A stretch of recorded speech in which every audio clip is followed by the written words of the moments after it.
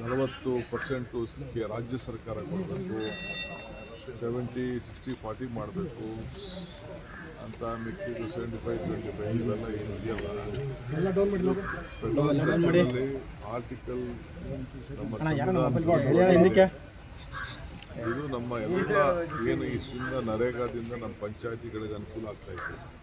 ಪಂಚಾಯತಿ ಮೆಂಬರ್ಸ್ಗೆ ಏನು ಒಂದು ಶಕ್ತಿ ಇತ್ತು, ಪ್ರತಿ ಕೂಲಿಗಾರರಿಗೆ ನೇರವಾಗಿ ಅವ್ರ ಅಕೌಂಟ್ಗೆ ಹೋಗ್ತಾಯಿತ್ತು. ಪ್ರತಿ ಊರಲ್ಲೂ ಕೂಡ ಪಂಚಾಯತಿಯವರು ಏನೇನು ಕೆಲಸ ತೆಗೆದುಕೊಳ್ಬೇಕು ಅಂತೇಳಿ ಮಾಡ್ಕೊಳ್ಳೋಕೆ ಅವಕಾಶ ಇತ್ತು. ಆಮೇಲೆ ಈಗ ಅವ್ರೇನು ಮಾಡಿದ್ದಾರೆ ಅಂದರೆ ಅವರೇ ತೀರ್ಮಾನ ಮಾಡ್ತಾರೆ ಯಾವ ಜಿಲ್ಲೆಯಲ್ಲಿ ಕೆಲಸ ಮಾಡಬೇಕು. ಇವತ್ತು ನಮ್ಮ ಸರ್ಕಾರ ಇದ್ದಾಗ ತಮ್ಮ ಸ್ವಂತ ಭೂಮಿಗಳಲ್ಲೇ ಮಟ್ಟ ಮಾಡ್ಕೊಳ್ಳೋಕ್ಕೆ, ಆಶ್ರಯ ಮನೆ ಕಟ್ಕೊಳ್ಳೋಕ್ಕೆ, ಗುಂಡಿ ತೊಗೊಳಕ್ಕೆ, ನೇರಳೆ ಗಿಡ ಹಾಕೋಕ್ಕೆ, ಇಲ್ಲ ಬೇರೆ ಯಾವುದೇ ಒಂದು ವ್ಯವಸಾಯ ಮಾಡ್ಕೊಳ್ಳೋಕ್ಕೆ ಅಲ್ಲಿ ಅವನಿಗೆ ಕೂಲಿ ಮಾಡಿಕೊಂಡು ಕೂಡ ಅವನಿಗೆ ದುಡ್ಡು ಕೊಡೋಂಥ ಒಂದು ಅವಕಾಶ ಇತ್ತು.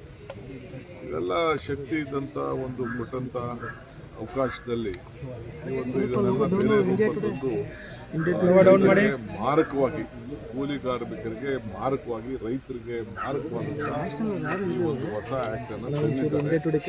ಇದು ಇಡೀ ರಾಜ್ಯಕ್ಕೆ ನಾವು ತೋರಿಸ್ಬೇಕಾಗಿದೆ, ಇಡೀ ದೇಶದಲ್ಲಿ ತೋರಿಸ್ಬೇಕಾಗಿದೆ. ಆ ವಿಚಾರದಲ್ಲಿ ನನ್ನ ಅಭಿಪ್ರಾಯಗಳನ್ನು ಅಧ್ಯಕ್ಷರಿಗೆ ನಾನು ತಿಳಿಸಿದ್ದೇನೆ. ರಾಜ್ಯದ ಅಧ್ಯಕ್ಷನಾಗಿ ರಾಷ್ಟ್ರೀಯ ಅಧ್ಯಕ್ಷರಿಗೆ ಏನು ವಿಚಾರ ಆಗಬೇಕು ಅಂತ ನಾವು ತಿಳಿಸಿದ್ದೀವಿ. ಅಷ್ಟು ಬಿಟ್ಟರೆ ಬೇರೆ ಇನ್ಯಾವ ರಾಜ್ಯ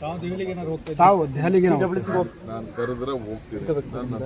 ಸರ್, ಸಿಎಂಗೆ ಆಹ್ವಾನ ಕೊಟ್ಟಿದ್ದಾರೆ ಅಂತ ಸರ್ ಇರ್ಬೋದು. ಸಿಎಂ ಕರೆದಿದ್ದಾರೆ ನನಗೂ ತಿಳಿದಿದೆ. ಡೆಪ್ಟಿ ಸಿಎಂಗೆ ಏನು ಕರೆದಿಲ್ಲ. ಅದು ಎಕ್ಸ್ಟೆಂಡೆಡ್ ಕಮಿಟಿ ಮೀಟಿಂಗ್ ನಮ್ಗೆ ಕರೀತಾರೆ ಸರ್. ಸಿದ್ದರಾಮಯ್ಯ ಹೋಗ್ಬೇಕಾಗ್ತದೆ, ಯಾಕಂದ್ರೆ ಪಾರ್ಟಿ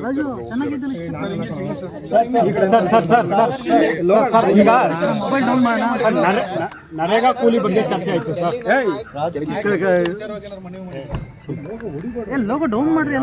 ವಿಚಾರನೂ ಬೇರೆ ವಿಚಾರ ಚರ್ಚೆ ಮಾಡಿ ನಾನು ಮಾಡೋಂಥ ಅವಶ್ಯಕತೆ ಮಾಡೋದು ಇಲ್ಲ. ಈಗ ಯಾವುದು ಸದ್ಯಕ್ಕೆ ನಾನು ಸಿದ್ದರಾಮಯ್ಯನವರು ಈಗಾಗಲೇ ಹೇಳಿದ್ದೇವೆ.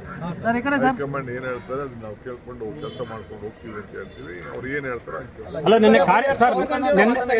ನಿನ್ನೆ ಕಾರ್ಯಕರ್ತರಾಗಿ ಇರ್ತೀನಿ ಅನ್ನುವಂಥ ಮಾತನ್ನು ಹೇಳಿದ್ರು ಸರ್. ಕಾರ್ಯಕರ್ತ ಅಂದ್ರೆ ನಾವು ಲೈಫ್ ಟೈಮ್ ವರ್ಕರ್. ನಾವು ಪೋಸ್ಟ್ ಇದ್ರು